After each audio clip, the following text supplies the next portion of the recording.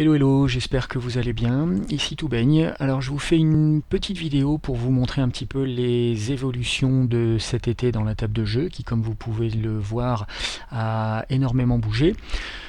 Je ne peux malheureusement pas vous faire une release du jeu parce que je suis prisonnier d'un bug du moteur de jeu qui m'interdit de packager le jeu, donc je ne peux pas le packager pour vous, je ne peux pas le packager pour moi non plus. Vous voyez que je fais la vidéo depuis l'éditeur ici. Donc malheureusement pas de release tant que ce bug n'aura pas été corrigé. J'attends évidemment avec impatience chaque mise à jour du moteur de jeu dans l'espoir d'une correction, mais celle-ci n'est toujours pas arrivée. Donc je vous fais quand même une vidéo pour vous montrer, pour partager un petit peu tout ce qui est arrivé. Alors il y a des choses que vous avez déjà vues, je vous ai fait une petite scénette ici comme vous pouvez voir. Sur une grande table en bois, j'ai disposé des figurines, une maquette et puis des effets spéciaux. Vous avez déjà vu quelques-unes de ces figurines mais pas toutes, et là encore il n'y en a pas beaucoup qui sont montrées. Par contre vous n'avez encore jamais vu les effets spéciaux. Et je vais donc vous les présenter tout simplement, vous ne les avez pas vus parce que je les ai rajoutés ces derniers jours. Donc on va attaquer très rapidement par un petit tour des figurines. Vous voyez qu'on a un dragon ici qui se gratte l'oreille, qui est très joli. La plante carnivore est magnifique aussi. Elle est très très bien animée, même si on ne voit pas encore ses animations. On a ici une hydre à 3 têtes qui regarde l'horizon. Un basilic qui manifestement compte ses doigts. Une petite guerrière asiatique avec un sabre dans chaque main, et derrière elle, un géant de froid qui tient à la main une torche, certainement pour se réchauffer.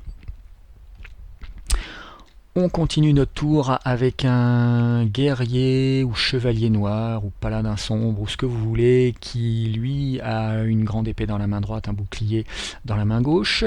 Ici un espèce de guerrier stylisé un peu façon WoW avec une hache à 2 mains dans les 2 mains justement. On a une archère que vous avez déjà croisée dans la vidéo précédente, celle qui présentait le feu. Elle tient son arc à la main.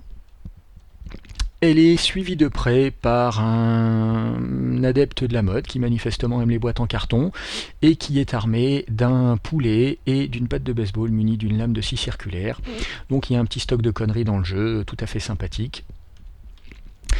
On a ensuite un privé ou un gangster suivant le contexte qui regarde l'horizon également et qui ne voit pas le flic qui est à côté de lui et qui lui tient en joue la magicienne qui est ici. Alors cette magicienne, c'est une magicienne moderne, vous pouvez voir qu'elle est habillée avec un ensemble gris, une jupe grise, et ça ne l'empêche pas d'avoir chargé un sort dans sa main droite, sort que vous pouvez voir ici ondulé. On a ici une nouvelle brute encore qui tient une épée, une grande épée à 2 mains.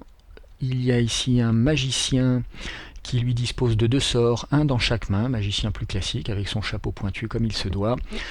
Et donc qui a un sort de feu chargé dans la main droite et un espèce d'effet de particules dans la main gauche. Très très beau. Voilà voilà. On a 2 canassons ici, j'ai quelques chevaux disponibles. Un pur sang blanc ici, un cheval arabe, et puis un cheval de ferme attelé à sa carriole. La carriole est un accessoire, on peut la faire apparaître ou disparaître, donc on peut atteler une carriole à n'importe quoi, y compris au troll qui est là-bas ou au zombie qui est derrière. C'est un accessoire. Le zombie, ben justement, tiens, on est passé à côté de l'araignée, elle est magnifique aussi avec ses animations. On a derrière un zombie qui est très beau, avec des vers qui lui parcourent le corps, qui sortent par les yeux, etc. Les animations sont superbes, il est très réussi. Et puis, on a fait presque le tour. J'ai des animaux standards aussi. Je vous fais voir pour l'instant qu'un lion, un éléphant, un croco, mais j'ai de l'ours, du sanglier, du rhinocéros, hippopotame, rat, lion, cerf, je sais plus. Donc quelques animaux standards qui peuvent servir de rencontre au cours d'une aventure. Et je crois qu'il ne nous reste plus que notre ami le troll, qui est absolument superbe. Et on ne sait pas à quoi il pense, mais comme c'est un troll, c'est sans doute pas de l'électrodynamique quantique. En tout cas, il est très beau. Ensuite, les objets. Ces objets, ils sont donc interactifs. Vous voyez qu'on peut jeter des dés dessus, ça rebondit comme il faut. J'en profite, je vais effacer les dés, j'en profite pour vous parler de l'interface. J'ai oublié de vous dire ça en début de vidéo. Vous voyez ici que je fais apparaître le curseur de la souris. Alors maintenant, ça se fait uniquement à la souris, la touche R a disparu. Donc si je fais un clic droit, je reprends le contrôle de mon joueur. Et si je fais un clic gauche, le curseur de la souris apparaît. Donc c'est vraiment tout simple. Autre nouveauté que vous pouvez constater ici, c'est que lorsque je passe la souris sur un personnage, il se contourne de bleu, ce qui me signale qu'il est disposé à être, alors celui-là il est probablement masqué, voilà. Il est disposé à être contrôlé, c'est valable à la fois pour les personnages et pour les objets, comme vous pouvez voir ici. Le château est prêt à être contrôlé. Je vais en prendre le contrôle de ce château, ce qui me permet de le déplacer dans toutes les directions, droite, gauche, avant, arrière, bas, haut, et de changer son échelle, ce que je vais faire vite fait ici pour vous montrer qu'on peut passer d'une maquette à un château grandeur réelle, sur lequel il est possible de monter n'importe quelle scène de bataille, de faire de la tactique, de monter éventuellement même des grandes batailles. Vous voyez qu'on a de quoi se cacher, qu'on a des murs à escalader, des endroits où se planquer, ou faire des embuscades, des choses comme ça. Et bien évidemment, les dés rebondissent joyeusement sur les toits, comme il se doit, ce qui est très fun, pour aller s'écraser dans la cour en bas. Voilà, on efface les dés. On reprend le contrôle du château, on le repasse à une échelle raisonnable et on va attaquer les effets spéciaux. Alors les effets spéciaux, pour l'instant je ne les maîtrise pas encore, ceux-là je les ai récupérés, c'est pas moi qui les ai faits, c'est sans doute pour ça qu'ils sont jolis. Donc on commence par un gaz certainement empoisonné vu qu'il est verdâtre, qui se diffuse lentement. On a ici une brume certainement maléfique qui rampe sournoisement sur le sol pour aveugler les aventuriers intrépides qui oseront s'y risquer. Donc voilà, vous voyez qu'elle a des très beaux effets de déplacement. On a ensuite ici une explosion. Ce que je vais faire, c'est que je vais passer de nuit. Ça sera certainement beaucoup plus visuel pour les objets, pour les effets spéciaux et en particulier les lumineux. Voilà, tout à fait, c'est beaucoup plus beau, vous pouvez voir. Alors, l'explosion, je vous la fais voir maintenant, je vais la mettre contre le ciel, comme ça on la voit mieux. Voilà, c'est une explosion, ça peut servir d'explosion de tonneaux, de bombes ou de boules de feu éventuellement. Qu'est-ce qu'on a ensuite? On a ici un mur, un très beau mur énergétique, un mur d'énergie qui pourrait boucler l'entrée d'un château ou d'une grotte gardée par un magicien maléfique ou ce que vous voulez. Donc voilà. On a ici une espèce de projectile qui pourrait faire un très beau projectile de boule de feu par exemple. Ici, on a quelque chose qui pourrait servir à décorer un gâteau d'anniversaire ou à faire un petit feu d'artifice suivant le contexte et l'échelle. Derrière, nous avons un très beau vortex de lumière qui illustrerait certainement un sort, je ne sais pas encore lequel. Derrière, voilà, on a ici la petite animation de particules dont je vous avais parlé, qu'on distingue ici si vous suivez la souris, qui est toujours attachée à la main de la magicienne là-bas. C'est le même objet, simplement à une échelle plus grande, qui est utilisé ici comme un objet indépendant, alors que sur la main de la magicienne, il était utilisé comme un accessoire. Même chose ici pour cette animation de particules, très belle, c'est celle qui traîne sur la main gauche du magicien là-bas. Derrière, on a un mur de feu, qui est le cousin des flammes que je vous ai présentées dans la petite vidéo silencieuse précédente sur YouTube qui durait 3 minutes. Donc voilà, très très beau mur de flammes. Derrière lui, on a une espèce de sphère qui pulse de la lumière et qui est traversée par des anneaux concentriques. Je ne sais pas ce que ça illustre, mais ça ferait certainement un joli sort. Et puis on termine avec une boule lumineuse, un petit peu animée aussi à sa surface, très très jolie. Donc voilà, on a fait... Ah bah non, on n'a pas fait le tour du tout. Il nous reste le plus beau à voir, qui est ce feu de sol, l'effet de feu de sol. Vous voyez qu'il est absolument superbe avec ses animations. Les ondes lui donnent un aspect un petit peu organique, tout à fait magnifique. Alors je vais prendre un petit peu de recul pour vous rappeler que ces objets sont tous des objets complètement indépendants. Là je clique sur le feu et je peux le déplacer dans toutes les directions. Donc on en fait absolument ce qu'on veut de ces objets, on les place où on veut, on les tourne, on les déplace. On peut surtout modifier leur échelle. Vous voyez que le feu ici a une échelle de 0,7. Je vais le passer à 5 pour en principe déchaîner l'enfer sur cette partie de la table. Voilà, vous pouvez voir que la table est maintenant complètement en feu. Donc on peut mettre tout à fait le feu à une ville si on veut refaire l'incendie de Rome, et si on se prend pour Néron, ou on peut au contraire se contenter d'enflammer un petit bout de papier. On va ici lui rendre des proportions plus inoffensives. Voilà qui est fait. Voilà, donc ça vous fait un petit ensemble de ce qui est disponible visuellement dans le jeu actuellement. Évidemment, ça va s'étoffer. Je vais repasser de jour sur la fenêtre des options qui est toujours aussi dégueulasse. C'est la seule que j'ai pas refaite. Il y aura une demi-journée de boulot pour la refaire. Pour l'instant, elle est toute pourrie. Tout est en désordre, c'est en vrac. Il reste des boutons appliqués que j'ai pas fait encore, que j'ai pas supprimé. Bref, elle est dégueulasse. Il y a du boulot, c'est une galère. Ça m'intéresse pas de le faire. C'est facile et idiot. Voilà. Donc, je vais appliquer pour repasser de jour et pour aller vous montrer comment fonctionnent les animations. Alors, pour ça, je ne me suis pas placé ici au hasard, c'est parce qu'en fait j'ai configuré ces 4 personnages, le guerrier à 2 mains, le magicien, l'éléphant et le troll, pour participer au tour. Donc on va cliquer sur Nouveau tour pour tirer une initiative, et puis on va voir qui c'est qui joue en premier. Donc c'est l'éléphant. Donc c'est lui qui aura l'honneur d'être le modèle pour que je vous explique comment les animations fonctionnent. Donc par défaut, chaque créature, personnage, n'importe laquelle, dispose de 3 animations. La première animation, c'est l'animation de repos. Vous pouvez voir ici sur tous les personnages. L'éléphant balance mollement sa tête. Le magicien attend de jeter un sort. Le guerrier ici attend de donner un coup d'épée. Et le troll n'attend rien parce que c'est un troll. Ensuite, la deuxième animation, donc là maintenant regardez l'éléphant puisque c'est lui qui est sélectionné, c'est l'animation d'action qui sera en général une attaque. Donc là si je clique sur OK, regardez l'éléphant, vous voyez qu'il vient de mettre un coup de défense. Donc voilà, je reclique sur OK et ça redéclenche l'animation de son attaque. Donc voilà la deuxième animation. Et la troisième, c'est la mort. L'éléphant pour l'instant, comme toutes les créatures de cette démonstration qui ont été clonées, l'éléphant dispose de 75 points de vie sur 100. Je les ai dupliqués comme un porc, donc ils ne sont pas du tout personnalisés. Donc ils ont tous 75 sur 100. Je vais lui mettre 100 points de dégâts et vous allez voir que voilà, il va s'écrouler sur le côté. Et il ne fait plus partie du combat et de ce monde. Le suivant à jouer, c'est le troll. Pareil, donc lui, je ne sais plus quelle animation il a. Bah voilà, il met un coup de poing sur la tête de son adversaire. Et on va le tuer également.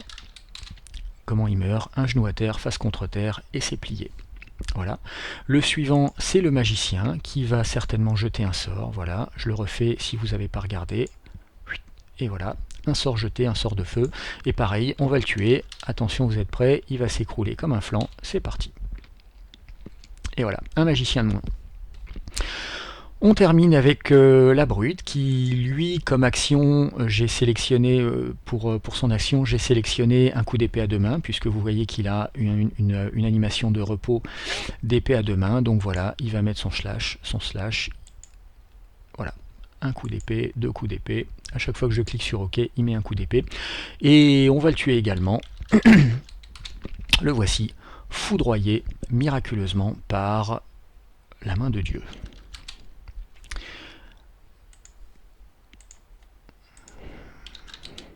Hop, on va les ressusciter, parce qu'on n'est pas des monstres.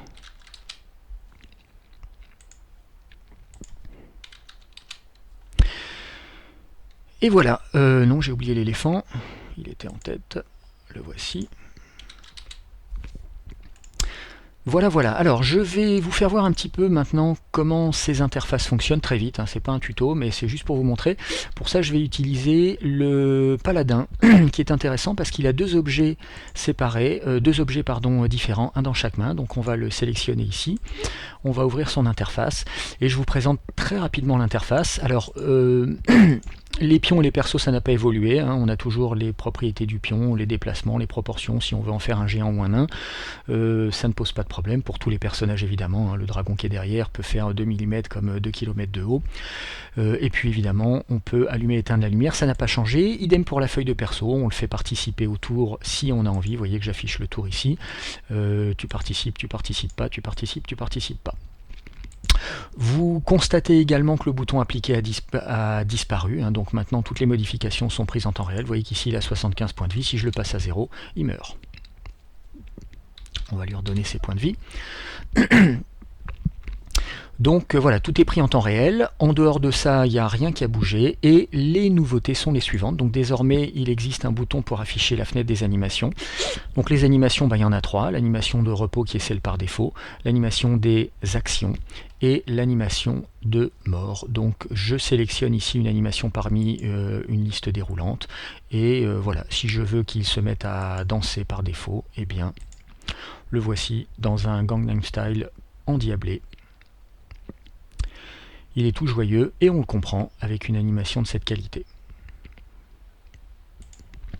On va repasser en animation par défaut, default idle, voilà. Mais vous voyez que vous avez le choix, vous avez le même choix pour les animations d'action. Donc si vous voulez qu'au lieu de mettre un coup d'épée, il mette un coup de poing, le voici ici transformé en boxeur. Il peut également danser si on préfère, etc. etc. Pareil pour la mort, si vous voulez que quand il meurt, il se mette à boxer ou il tire une flèche, et il peut le faire. Sinon, il utilisera son animation de mort par défaut. La dernière fenêtre, c'est la fenêtre des accessoires. J'ai oublié de dire que les animations, on peut évidemment les filtrer dans la liste déroulante, mais on peut modifier leur vitesse, ça sera intéressant. Si j'ai le temps, je vous ferai voir ça sur le dragon tout à l'heure. Quand les créatures sont géantes, ça peut être intéressant de diminuer un petit peu la vitesse pour donner une sensation de gigantisme. La dernière fenêtre, donc, sont les accessoires, pareil, toujours aussi simple, en principe, en tout cas j'espère. Les objets peuvent être visibles ou invisibles. Donc là, vous voyez que dans sa main droite, il tient une épée, dans sa main gauche, un bouclier. On peut modifier l'échelle des objets. Vous voyez que l'épée ici est à 1. Si je veux en faire une épée courte ou un poignard, je la passe à 0,3. Je la repasse à 1. Et si je fais dans le manga, je la passe à 3. C'est ridicule, mais voilà, si on veut faire du manga, c'est possible. Je vais la repasser à 1. Même chose pour le bouclier, naturellement. On peut les rendre visibles ou invisibles, donc là il n'a rien équipé dans sa main, et voilà, je te vois, je te vois pas, je te vois, je te vois pas, je te vois, le bouclier pareil, tu me vois plus, tu me vois plus, tu me vois. Et bien sûr, on modifie les objets en cliquant là-dessus et en allant choisir dans une liste déroulante. Voilà. Ça vous donne une petite idée de comment le jeu fonctionne. Tiens, je ne sais pas si vous avez vu sur la vidéo, on le reverra, je ne vais pas refaire la vidéo parce que je l'ai déjà faite 15 fois, j'ai eu des soucis techniques avec l'enregistrement, donc je ne vais pas la refaire, mais c'est intéressant. Vous voyez ici que les textures sont devenues toutes pourries. Si vous faites un retour arrière sur la vidéo, vous constaterez qu'elles étaient beaucoup plus belles, ce qui veut dire que je vais devoir arrêter la vidéo. C'est presque une bonne chose pour vous parce que je suis trop bavard. En fait, ça, c'est simplement dû au fait que je lance le jeu dans l'interface, dans l'éditeur, et que l'éditeur est très gourmand, qui bouffe à lui tout seul toute la mémoire vidéo, et donc je suis toujours ric-rac ici avec la mémoire vidéo. Donc voilà, les textures sont devenues un peu moches, donc je ne vous montrerai pas l'animation du dragon. Je vais prendre un peu de recul pour masquer le fait que les textures sont pas belles à cause de l'éditeur, et de toute façon cette vidéo est terminée, donc je vous remercie beaucoup de l'avoir regardé jusqu'au bout si vous êtes encore là. J'espère que ça vous a plu, vous voyez que c'est quand même assez riche, hein, il commence à y avoir de quoi faire.